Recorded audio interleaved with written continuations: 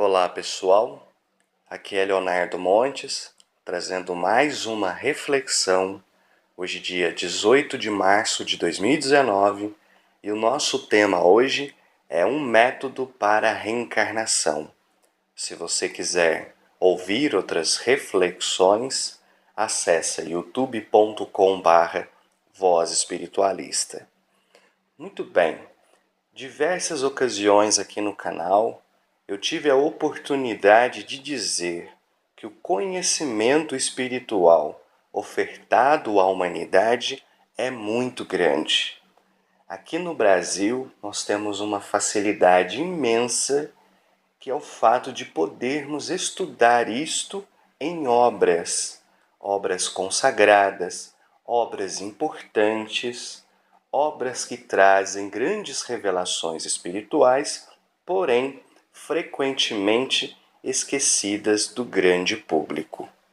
Hoje eu vou trazer aqui para vocês apenas um pequeno pedaço de um livro chamado Imagens do Além, que foi escrito por Eigorina Cunha pelo espírito Lúcius, onde ela, em desdobramento espiritual, isto é, quando ela se deitava para dormir, esse seu mentor Lúcius a tirava do corpo, a levava para o mundo espiritual, onde então ela presenciava diversas coisas que ficavam registradas na sua memória, e ao acordar no corpo físico, ela registrava e até mesmo fazia desenhos daquilo que ela via no mundo espiritual. E é assim que esse livro, Imagens do Além, surge.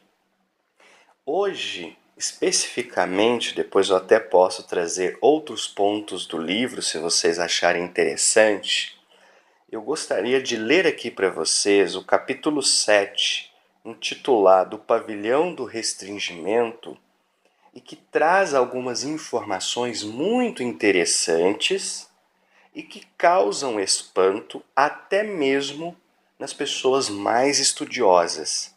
Este é um livro publicado em 1994 e que tenho certeza também impressionará vocês. Bom, mas antes de entrar no livro, eu preciso dizer o seguinte: Eigorina Cunha é sobrinha de Eurípides Barçanufo, um espírita muito famoso aqui na região, um espírito elevadíssimo, que fez um trabalho de caridade grandioso, e ela, juntamente com seus familiares, deram continuidade a este trabalho. E há outro detalhe: boa parte daquilo que a Eigorina percebia em desdobramento era confirmado por Chico Xavier. Inclusive, eles têm um livro em parceria chamado Cidade no Além. Então, não é qualquer médium por aí escrevendo qualquer coisa. Mas ainda assim, eu tenho certeza que vocês vão ficar bastante impressionados com o que eu vou ler aqui para vocês. Muito bem, vamos lá então. Capítulo 7, o Pavilhão do Restringimento. Quando apresentamos ao nosso Chico Xavier o desenho do restringimento, ele nos disse: Eigorina, é isto mesmo restringimento. O processo é mais lento, tratando-se de reencarnação compulsória. Nessa categoria de espírito, leva mais de ano para completar o restringimento. Assim que se inicia a fase do sono letárgico, o corpo espiritual vai se despojando da matéria grosseira, ficando o perispírito sutil, sem trazer-lhe prejuízo algum. Por exemplo, a cobra que deixa a casca. Olhando-nos com uma pausa, acrescentou depois: esse despojo grosseiro é enterrado em lugar próprio, num cemitério. Apontando depois o desenho do resultado do restringimento, que tem a forma ovalada, lembrando uma pastilha, nos informou: quer seja a senhora ou a mãe solteira, se não tiver no ventre materno o sêmen espiritual, não há fecundação pelo espermatozoide. Há a concepção espiritual e a material. O pavilhão do restringimento, página 82, depois eu vou tirar uma foto para vocês verem, é inteiramente translúcido, deixando, portanto, passar os raios solares, cuja caloria é armazenada em aparelhagens próprias, visando o aquecimento de gavetas iguais a berços, onde são depositados em forma de sêmen espiritual os espíritos que passaram pelo processo de restringimento do corpo espiritual para a nova reencarnação. São verdadeiras estufas aperfeiçoadíssimas, resguardando os reencarnantes que retornarão ao corpo físico. Nessa fase, já estão esquecidos da existência anterior e prontos para a nova experiência. Destina-se aos espíritos que são obrigados a se reencarnarem por não poderem permanecer por mais longo período na erraticidade, para que possam seguir sua evolução sob a regência das leis divinas. São espíritos da terceira ordem, e sua reencarnação por esse processo é compulsória. Nos prédios próximos ao pavilhão, que não são somente os 8 que aparecem no desenho, funcionam serviços auxiliares, verdadeiros hospitais, que preparam o candidato, num estágio condicionador de sua esfera mental, a fim de sofrerem depois o restringimento do corpo espiritual. Página 83. Reduzido a um diminuto corpo ovalado, onde estão preservados os seus centros de forças, a saber, o coronário, o frontal, o laríngeo, o cardíaco, o esplênico, o gástrico e o genésico, que se localizam no corpo espiritual matriz do corpo físico. Chegado o momento da reencarnação, o anjo guardião daquele espírito assume seu controle, conduzindo a um processo reencarnatório. Há 2 fecundações no momento da concepção, sendo uma a que conhecemos com a penetração do espermatozoide no óvulo, formando a célula ovo, semente do corpo físico. A outra fecundação opera-se no plano espiritual e consiste na integração do espírito reencarnante com o espírito da mãe, que pode se operar de modos diversos e que, no caso, consiste na ingestão pela mãe, em estado espiritual, do sêmen espiritual a que nos referimos. É esta fecundação, a espiritual, que vai transmitir vida ao óvulo fecundado e modelá-lo segundo os planos da divina providência, para que venha à luz um ser, filho de Deus, com determinadas oportunidades de aprendizado e reajustamento, na certeza de que nenhuma ovelha está distante da vista e do amor de seu pastor. Assim, quando um espírito dessa categoria é levado ao processo reencarnatório, seu anjo guardião que o preside oferece à mãe a semente espiritual contida no pequeniníssimo corpo ovalado mostrado no desenho, que irá permitir a fecundação no plano físico.